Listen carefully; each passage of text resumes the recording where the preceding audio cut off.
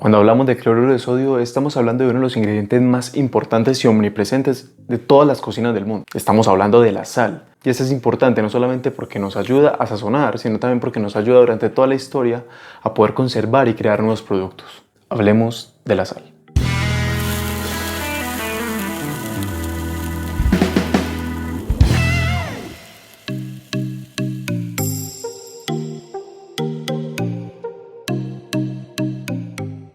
La sal es un mineral que nos ha acompañado casi durante toda la historia. Primero lo utilizamos para conservar y transformar alimentos y luego la comenzamos a utilizar para poder sazonar nuestras recetas. Como ya mencioné en uno de mis videos, que fue justamente sobre los productos fermentados, expliqué cómo la sal nos ayuda a conservar los alimentos porque impide el crecimiento de varias bacterias que son dañinas para nosotros, porque son sensibles a la sal, pero a la vez permite el crecimiento de otras bacterias que no son dañinas para nosotros, pero nos ayuda a transformar el alimento y afortunadamente estas bacterias sí toleran la sal. Aparte, la sal tiene una característica muy buena también y es el hecho de que nos ayuda a deshidratar los alimentos y así podemos transformar sus texturas, sus sabores y también sus aromas de cierto modo. Sin mencionar que la sal es excelente para camuflar el sabor amargo. De hecho, varios estudios han confirmado que la sal camufla los sabores amargos mucho mejor que el mismo azúcar. Y esto solamente por contar algunas de las cualidades y usos que le damos a la sal en la cocina. Pero es que la sal es tan apreciada por la humanidad en sí que tiene un papel fundamental e importantísimo en nuestra propia historia.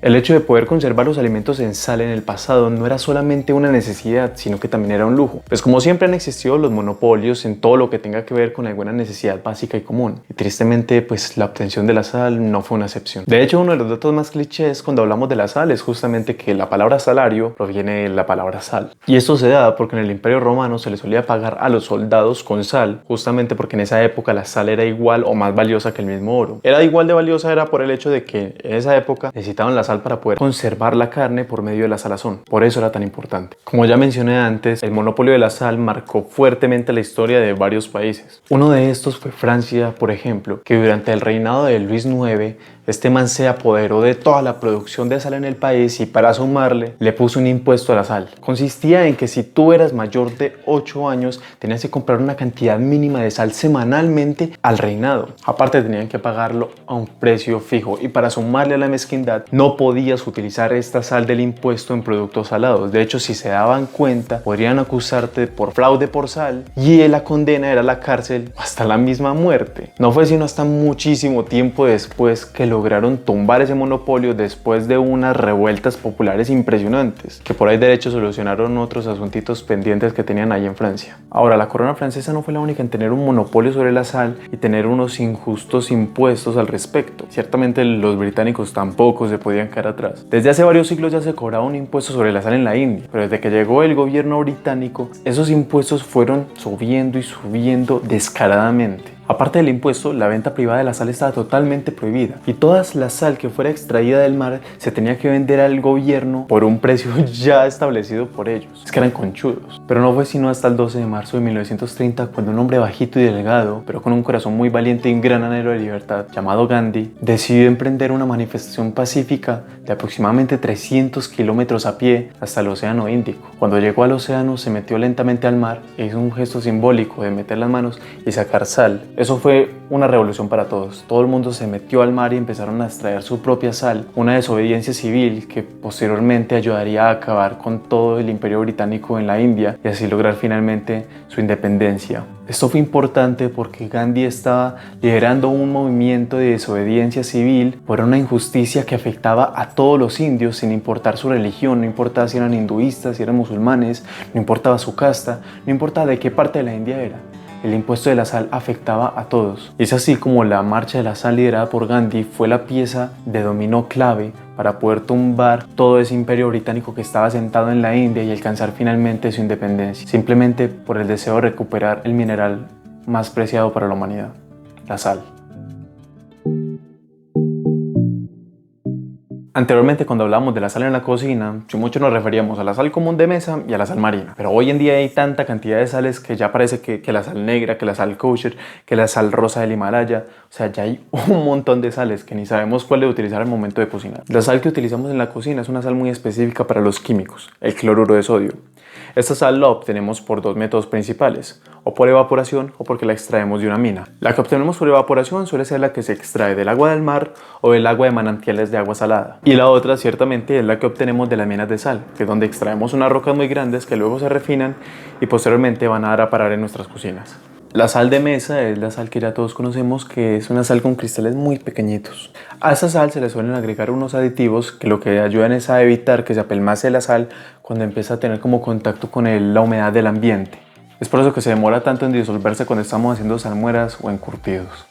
La sal yodada. Hace tiempo la gente se solía enfermar mucho por la deficiencia de yodo, por lo que una de las soluciones que lograron encontrar fue agregarle yodo a la sal, así las personas podían consumirlo en su dieta normal.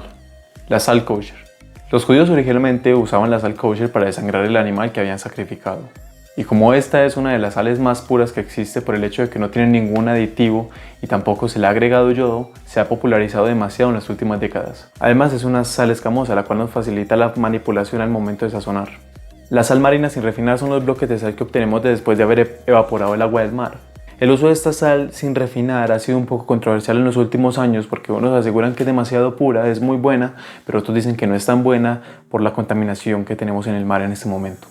La sal rosa del Himalaya es una sal que viene principalmente de Pakistán, que se extrae de unas minas muy grandes. Esta sal se ha popularizado primero porque tiene otros minerales que se encargan de darle como un valor nutricional extra. Aparte de eso le han dado un aire místico y mágico de una sal bendita que cura todo. Pero también se ha logrado comercializar tan ampliamente es por el hecho de que muchos países se han aprovechado de la situación de Pakistán y le compran los bloques de sal en bruto por precios muy bajos. Luego esos países se encargan de procesarlos, de empacarlos bonito y de venderlos mucho más caro en el resto del mundo. Ahora también nos encontramos las sales saborizadas, que está la sal de ajo, la sal de apio, la sal de vinagre balsámico, la sal de bambú. Estas sales, digamos, no las recomiendo para sazonar en su totalidad toda la receta. Son mejores para rectificar las recetas cuando ya estamos terminando o cuando ya tenemos el plato servido y la sal afortunadamente es de cristales gruesos, pues la podemos utilizar para terminar de sazonar y darle ese tono bonito en el color o ese contraste para que se vea más bonito el plato. Y cabe resaltar que no toda la sal que utilizamos en la cocina es precisamente cloruro de sodio. De hecho, otra que usamos mucho es el nitrato de potasio. Potasio. Que nos ayuda con una excelente conservación porque no solamente funciona tan bien como un bactericida, sino que también nos ayuda a fijar el color de la carne. Y ojo que su uso en la cocina es con medidas muy estrictas porque tiene que ser entre 3 gramos o menos por kilo, porque este sal puede pasar fácilmente de ser algo beneficioso a ser algo tóxico. Hemos podido ver que la sal puede tener un aspecto muy humilde y que al ser tan cotidiana para nosotros la pasamos por alto. Sin embargo, espero que a partir de hoy, cada vez que vayas a la despensa y veas la sal o las sales que tengas, recuerdes que tienes algo que en su momento fue más valioso que el mismo oro, que el control absoluto de su producción llevó a la muerte de miles de personas y que el anhelo de un pueblo por tener un acceso digno a ella llevó a una gran nación a conseguir su independencia.